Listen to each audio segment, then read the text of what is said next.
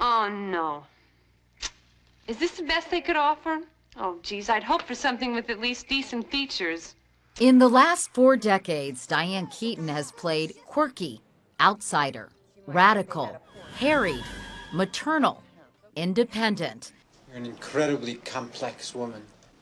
I guess you could say I'm half saint, half whore. Infusing every character with a lot of Diane Keaton. You play very well. Oh, yeah? So do you. Oh, God, what a dumb thing to say, right? I mean, you say it, you play well, and then right away I have to say you play well.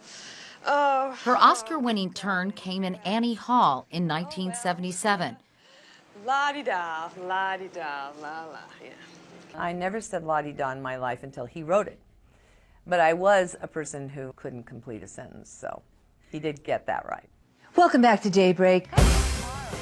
And in her new movie, Morning Glory, she plays Colleen Peck, morning show anchor. I still have standards, unfortunately for you. Suppose I don't have standards? Sure you do. When you got your pap smear on air, you wore a silk robe. Okay! Classy touch. And we're back. I mean, obviously, I want to emulate you. Oh, yeah, Give me a sure. chance. I thought you were a good anchor. You did? I did. How about, though, the way I delivered the lines? So a little dicey, because, you know, I lead with my personality, Diane's personality, and I feel like it's okay for me to have the run on, you know, in life, Diane. But you can't do that with what you do. You cannot. So I don't have to worry about you No, kind you also of have to being be on my brilliant. heels? No, I'm not. I can't do it. Of course not, because the only thing she's really ever wanted to do is sing. I wanted to sing. I thought I was going to be a singer. And I did everything I could to be a singer. This is the dawning of the age of... And sing she did, on Broadway no less, in the musical Hair. She was 22. You know, singing. And, Do you have a good voice, by the way? Oh, yeah, it's great. No, of course not. Well, it must be But it was pretty good good enough. if you had fantasies Oh, of I had becoming a tons of singer. fantasies. Oh, yeah, tons of fantasies.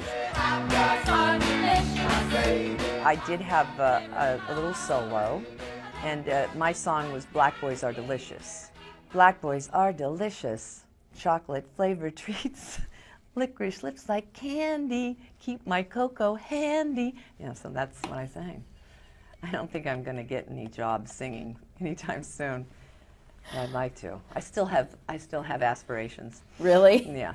Do you think I have a chance? I don't know, but I think being Can able I to try sing, again? Yeah, Give go me ahead. a shot. Yeah, knock yourself out, Diane. Go ahead. Somebody's watching. Oh my God. Yeah, somewhere. At the time, someone was watching. Woody Allen. Allen and Keaton would go on to form one of the great on-screen, off-screen partnerships of the 1970s. But first, Keaton would have to measure up, literally. I had a huge crush on Woody right from the moment I saw him. I was auditioning for Play It Again, Sam, and he was 5'7". You know, he was a relatively short. He is a relatively short fellow. So they put his head in and they measured us, and I got the part because I wasn't taller than he was. So, you know, this is like the way it began, and he was hilarious. Now come near me, I'm warning you. He gets it right between the eyes. He'll do it. He'll do it. I've seen him shoot a nose. And in Keaton, Woody Allen had found his foil. Sucker. You don't realize that you've been dealing with one of the greatest minds you've ever seen. Yeah, and his isn't so bad either. Yeah. Take 1973's Sleeper. I just liked being his stupid sidekick. I loved it. He would say things like, "You can't even do a joke." And he's right. So he was very smart about it. And he would like have me set up the joke for him. That's what I'm good at. Being the idiot. Diane Keaton is the master of self-deprecation, but in truth, she's not unlike her character in Something's Gotta Give. You're a tower of strength. Oh. She's lived life on her own terms. She's always worked, never married, and didn't start a family until she turned 50. You know, I'm a late developer. Keaton says her mother, Dorothy, who died in 2008, encouraged her daughter to just be herself and go for it. It was unexpected guidance from a woman who represented domestic perfection. My mother was Mrs. Los Angeles. I know, don't and if you- Mrs. Highland Park before Well, yeah, that, we can't right? forget that. I mean, that's a very moving thing. Your life is in such stark contrast to your mom's, who was sort of a domestic goddess, if you will. She was the kind of mother who was the great enabler. And she was always supporting me, every single thing that I ever did. I mean, we were partners. If Keaton's mom thought her eldest daughter ought to be in pictures, not everyone agreed. I would always fail because they would always say to me, "You're too kooky." And so you don't get the part because you're too kooky. Where and did they then get to that be idea? Because I was a little off center. Oh, you're making fun. That's really not nice. Just kidding. Anyway, of course, just kidding. Then in 1972, The Godfather happened. Michael? That man over there is talking to himself. I felt I was miscast. This one time, I'll let you ask me about my affairs. Well, when you watched that movie, or when you watched it initially, did you still feel that way? There's the only thing I thought about when I saw me, not the movie. The movie is absolutely brilliant. Was the wig is horrible.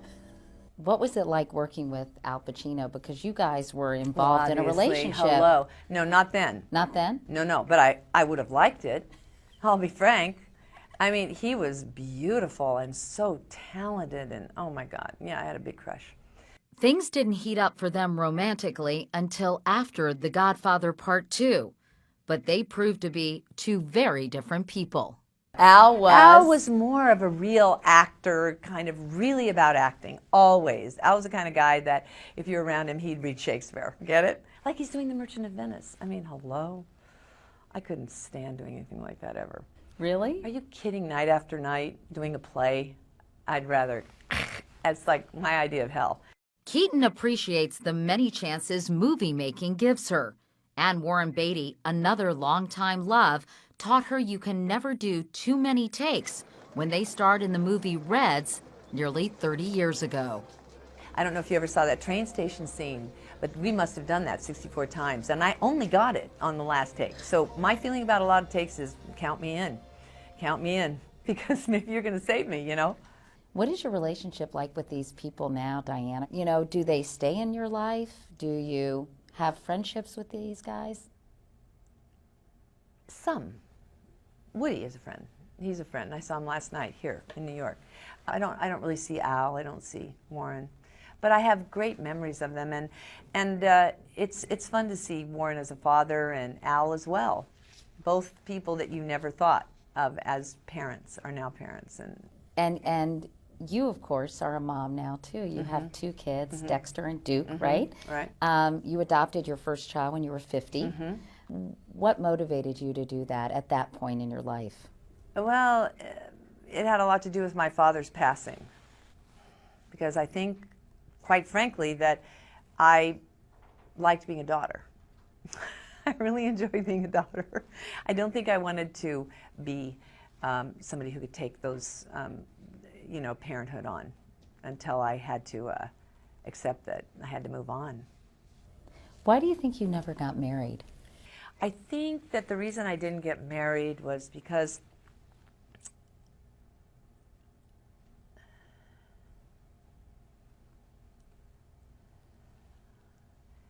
I would have to compromise too much.